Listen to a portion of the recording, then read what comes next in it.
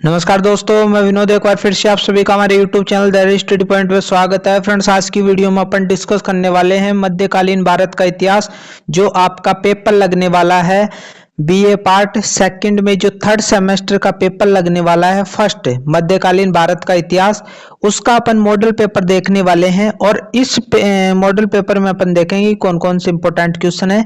Non college regular college दोनों के लिए इंपॉर्टेंट वीडियो होने वाली है। फ्रेंड्स, वीडियो में आगे बढ़ने से पहले आज एक विशेष दिन है।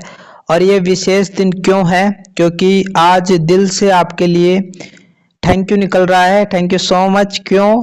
इस क्यों का जवाब तो आपको वीडियो के अंत में ही मिलेगा। अभी आपको मिल जाएगा क्यों मैं आपको थैंक यू बोल रहा हूँ। और थैंक यू तो मैं बोलता ही रहता हूँ आपको। जो हमारा परिवार था द स्टडी पॉइंट, उसने 35,000 सब्सक्राइबर्स पूरे कर लिए हैं। 35,000 सब्सक्राइबर्स ये महज आंकड़ा नहीं है, ये सारे स्टूडेंट है 35,000 जिन्होंने हमें सपोर्ट किया है, हमारे चैनल को सब्सक्राइब किया है। तो इनके लिए बहुत बहुत धन्यवाद आपको। और जो हमारा चैनल है वो 4 मिलियंस जो व्यूज हैं वो हमने पूरे कर लिए हैं। यानी लगभग आप मान सकते हो कि 41,79,307 व्यूज टोटल हो गए हैं। और आपने इतना सपोर्ट किया, इसके लिए फिर से दिल की गहराइयों से बहुत बहुत धन्यवाद। और मैं भी काफ़ी प्रयास करूंगा आपको किसी भी समस्या का सामना न करना पड़े। आज की वीडियो स्टार्ट करते हैं। ये जो मॉडल पेपर है वो फर्स्ट है। दूसरा मॉडल पेपर भी मैं लेकर आ सकता हूँ। इसमें छोटे, उससे बड़े और बड़े क्वेश्चन मैंने इसमें डाले हैं। पूरा मॉडल पेपर है एक, और इसमें काफ़ी समय लग गया है मेरा, लेकिन आप मेरे को सपोर्ट कर सकते हो ताकि हम थोड़ा और आगे बढ़ सके और काफ़ी सारे स्टूडेंट जो जुड़े हैं उनसे उनके लिए काम कर सकें। थर्ड सेमेस्टर के स्टूडेंटों को पता है कि आपका जो पेपर है मध्यकालीन भारत का इतिहास, ये फर्स्ट पेपर है और इसका मॉडल पेपर अपन देखेंगे। नॉन कॉलेज रेगुलर कॉलेज दोनों के लिए इम्पोर्टेंट है। ये आपको पहले ही पता होगा कि जो पेपर पैटर्न जो पहले का था वही चलने वाला है बीए पार्ट सेकंड के स्टूडेंटों के लिए। यही है। यहाँ पर देखोगे आप नॉन कॉलेज के स्टूडेंट, तो आपके 150 अंकों का ही पेपर रहने वाला है। पास मार्किंग आपके 60 अंक चाहिए आपको इसमें पास होने के लिए। यहाँ पर आप देखोगे रेगुलर कॉलेज के स्टूडेंट, मैक्सिमम मार्क्स आप देखोगे 120 अंकों का आपका पेपर आएगा। पास मार्किंग 48 अंक रहने वाले हैं। तो आपको बढ़िया तरीके से पढ़ना है। मिड टर्म एग्जाम आपने दे लिया होगा। 30 अंक उसमें से भेजे जाएंगे। 30 अंक में से कितना भेजते हैं। अब यहाँ पर जो शुरू में आपको देखने को मिलेगा खंड ए, जिसे पार्ट ए आप बोलते हो। इसे मैं पहले बढ़िया तरीके से जचा लेता हूँ इसको, ताकि आपको कोई समस्या का सामना नहीं करना पड़े।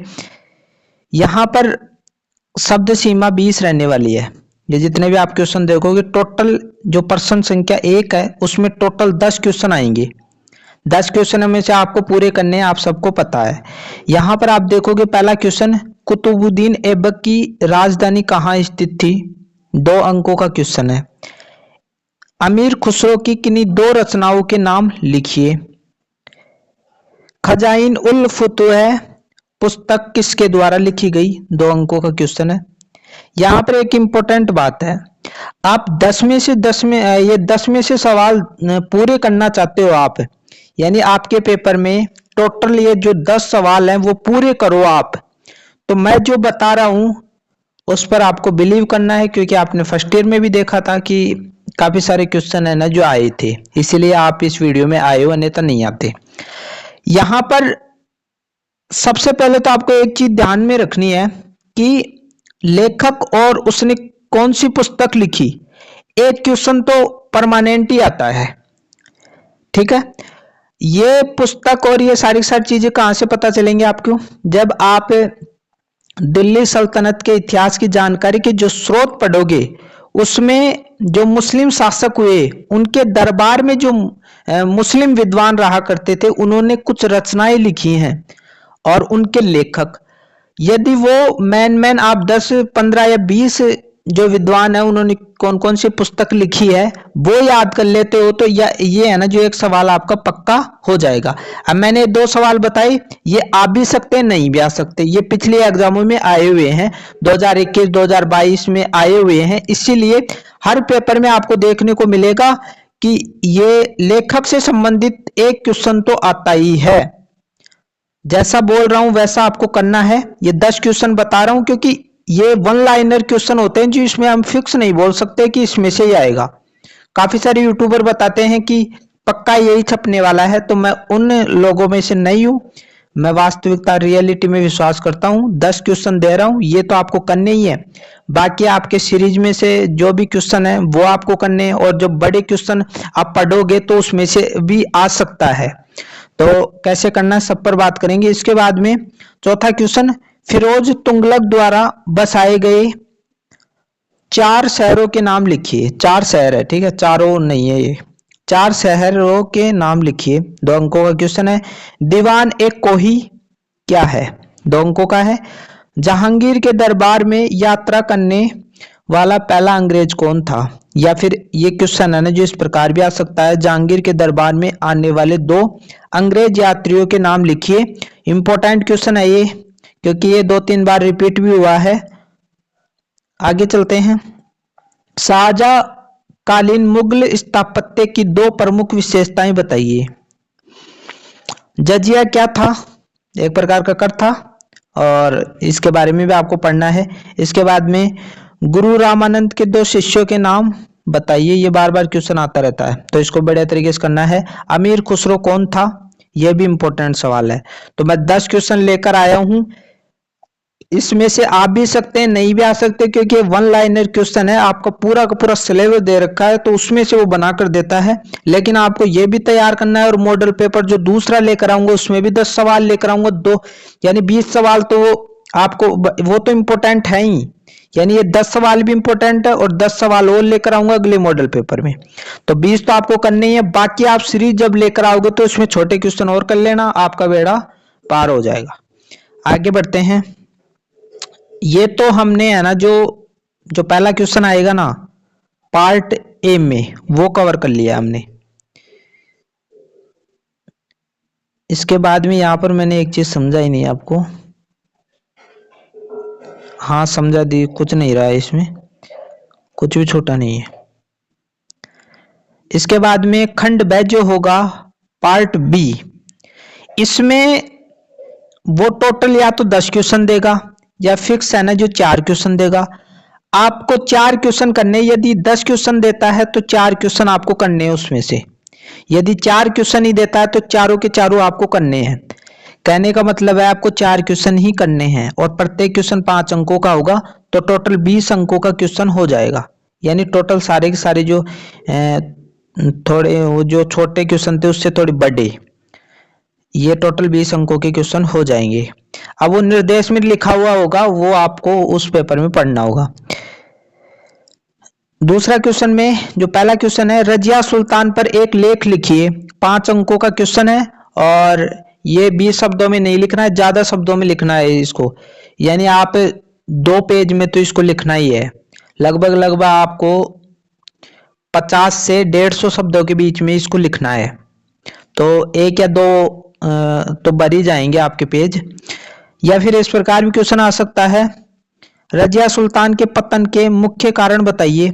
तो ये इंपॉर्टेंट क्वेश्चन है। रजिया सुल्तान के बारे में तो आप पढ़ ही लेना, इसमें से एक क्वेश्चन आता है। रजिया सुल्तान मध्यकालीन भारत की एक गदर लड़की रही है जिन्होंने शासन किया, पहली महिला थी, और फिर इसको मार भी दिया गया था क्योंकि ये जो कुरान थी मुसलमानों के जो कानून कायदे थे उसके अनुसार नहीं चली। उसके बाद में वहाँ के मुस्लिम जो शासक थे उन्होंने ही इसको मरवा दिया था।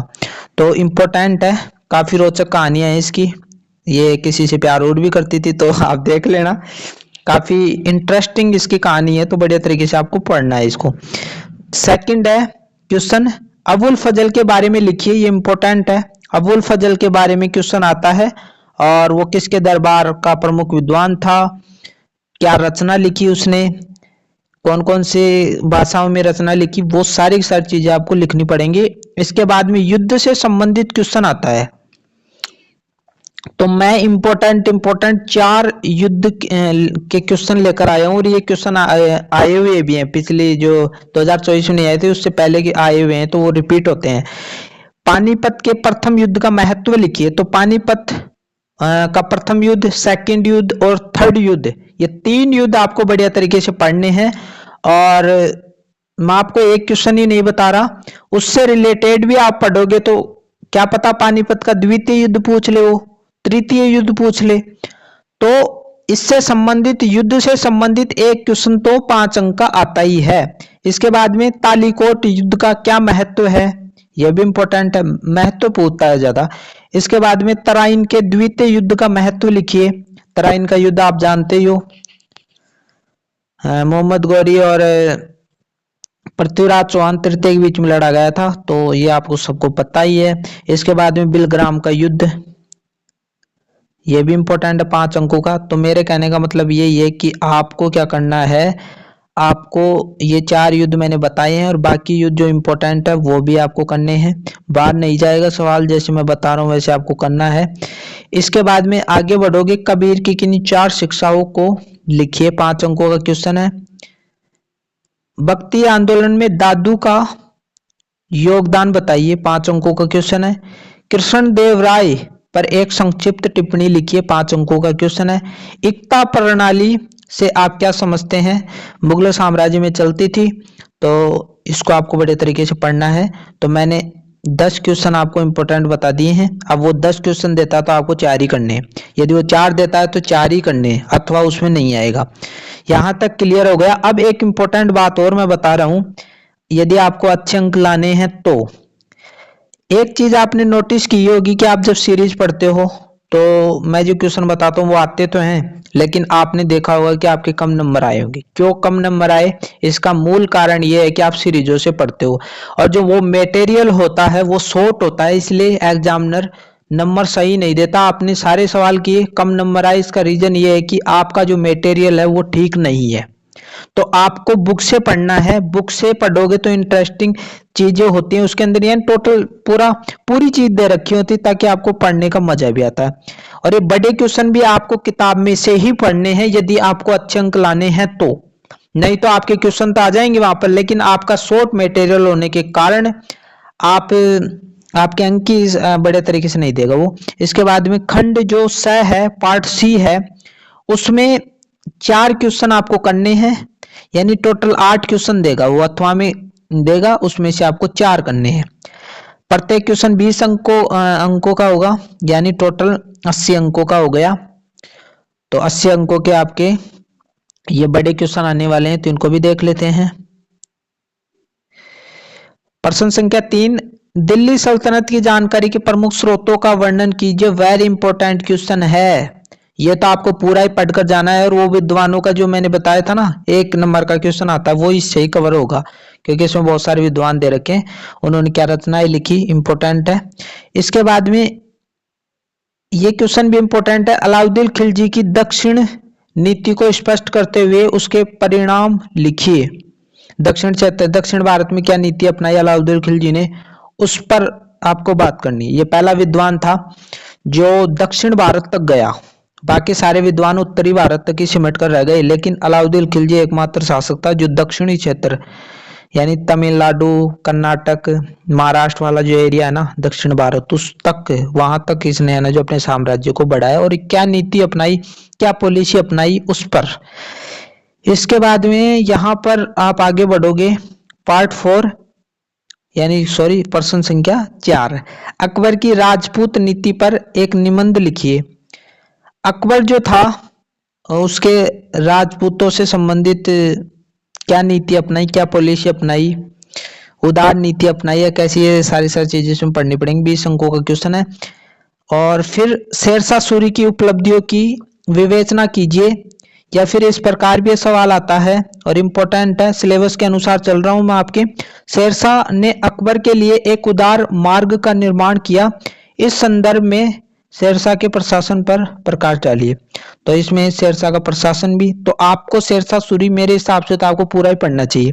शेरशाह सूरी की जीवनी, उसके बाद में उसकी उपलब्धियां भी आ जाएंगी, युद्ध भी आ जाएंगे और उसका प्रशासन भी आ जाएगा।